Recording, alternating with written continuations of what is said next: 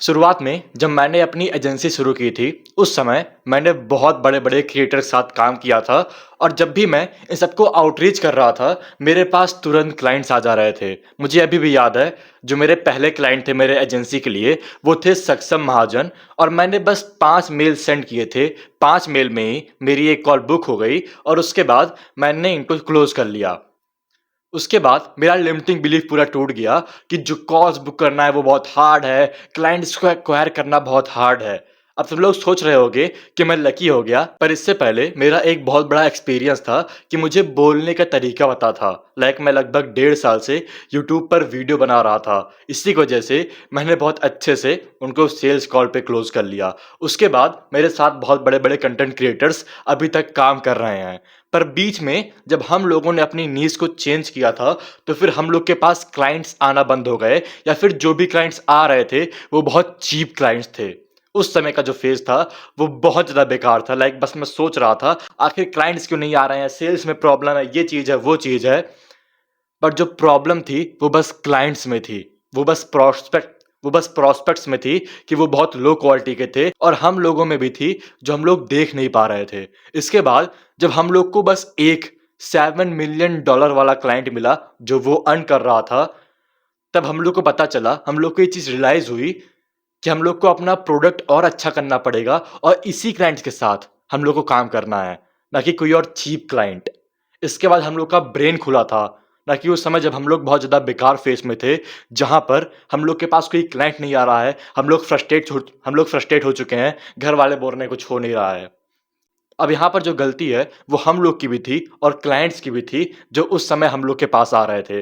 पर मैं तुमको 2 स्टेप बताऊँगा, जिसकी वजह से तुम हाई टिकट क्लाइंट्स क्लोज कर सकते हो। और इसके लिए जो हम लोग का पहला स्टेप है कि तुमको मानना पड़ेगा कि सारी गलती तुम्हारी है। आज तक तुमने ये सीखा है कि तुमको सबसे पहले किसी के पास जाना है और उसको अपना प्रोडक्ट पिच करना है, उसके बाद सेल्स कॉल लेनी है और उसके बाद तुम्हारे पास क्लाइंट आ जाएगा। और यहाँ पर जो सबसे हार्ड प्रोसेस होता है, वो है सेल्स कॉल वाला। क्योंकि तुम उसको ऐसी चीज़ पिच कर रहे होते हो जिसकी वैल्यू वो बंदा समझ ही नहीं पाता है। और मैं सही बता रहा हूँ, अगर तुम डील क्लोज नहीं कर पा रहे हो, इसका मतलब तुमको अपने प्रोडक्ट पर कॉन्फिडेंस नहीं है। लेट्स अज्यूम कि हम लोग जो है बिजनेसेस के लिए कॉल बुक करते हैं, दूसरे बिजनेसेस को अपॉइंटमेंट्स प्रोवाइड करते हैं। अब हम लोग दूसरे बिजनेस के पास जाएंगे जो कि हम लोग कर रहे थे और उनसे बोलेंगे कि हम लोग को $2000 अभी दे दो, $2000, और उसके बाद हम आपके लिए क्लाइंट्स लाएंगे। या फिर हम लोग के पास एक दूसरा मेथड है कि हम लोग बिज़नेसेस के पास जाएँगे, उनसे बोलेंगे कि हम लोग आपके लिए अपॉइंटमेंट बुक करेंगे और जब वो अपॉइंटमेंट बुक हो जाएगी, तो फिर आप हम लोग को इतना सर्टेन अमाउंट पे करिएगा। इससे हम लोग का ज़्यादा प्रॉफ़िट भी बनेगा। पर हम लोग ये चीज़ क्यों नहीं पिच कर रहे थे? क्योंकि हम लोग के पास कॉन्फिडेंस नहीं था अपने प्रोडक्ट को लेके कि हम लोग कॉल बुक भी कर पाएँगे या फिर नहीं। और ऐसे ही जो तुम्हारी सर्विस है, अगर तुम क्लाइंट जनरेट नहीं कर पा रहे हो, तो फिर तुमको अपने ऊपर कॉन्फिडेंस नहीं है कि आखिर तुम उनको रिज़ल्ट प्रोवाइड कर भी पाओगे या फिर नहीं। तुम जाके बोल सकते हो, मैं आपके लिए फ्री में काम करूँगा, पर जो प्रॉफ़िट आएगा उसका 75% मैं लूँगा। सिंपल। उसको भी पता चल जाएगा जो आगे वाला प्रॉस्पेक्ट है कि तुम्हारे पास कॉन्फिडेंस है। और यही गलती बहुत सारे लोग करते हैं कि वो लोग सोचते हैं उनकी फ़नल में कोई प्रॉब्लम है, उनकी सेल्स पिच में कोई प्रॉब्लम है, उनके कॉपीराइटिंग में कोई प्रॉब्लम है।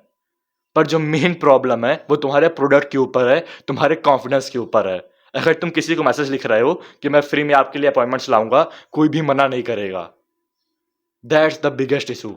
और जो दूसरा इशू है, वो है क्लाइंट्स का, कि जिनको भी तुम आउटरीच कर रहे होगे, जहाँ पर भी तुम जा रहे होगे, वो लोग बहुत लो क्वालिटी के लोग होंगे, जो समझ नहीं पाते हैं एग्जैक्टली बिजनेस वर्क कैसे करता है और तुमको छोड़ दे रहे होंगे।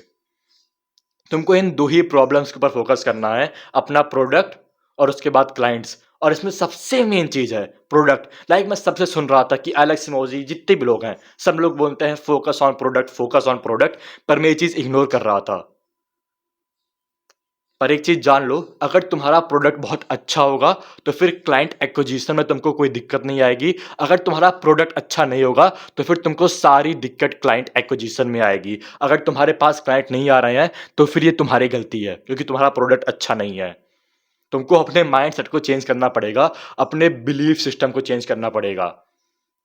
एंड आफ्टर दैट तुम्हारे पास क्लाइंट्स आना शुरू होंगे। मैं रियलाइज़ कर रहा हूँ कि ये गलती मैंने की थी और बहुत सारे लोग करते हैं कि वो लोग बस पैसे के पीछे भागते हैं, पैसा, पैसा, पैसा, पैसा, वैल्यू की जगह।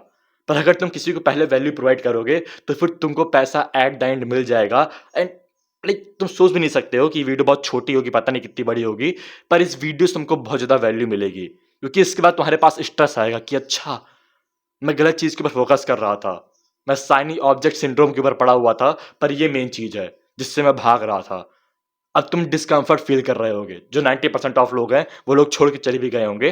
पर अगर तुम यहाँ तक देख रहे हो, तुम डिस्कम्फर्ट फ़ील कर रहे होगे और अभी तुमको एक्शन लेना पड़ेगा कि आखिर तुम अपना प्रोडक्ट कैसे इम्प्रूव करते हो। That's it, go and improve your product.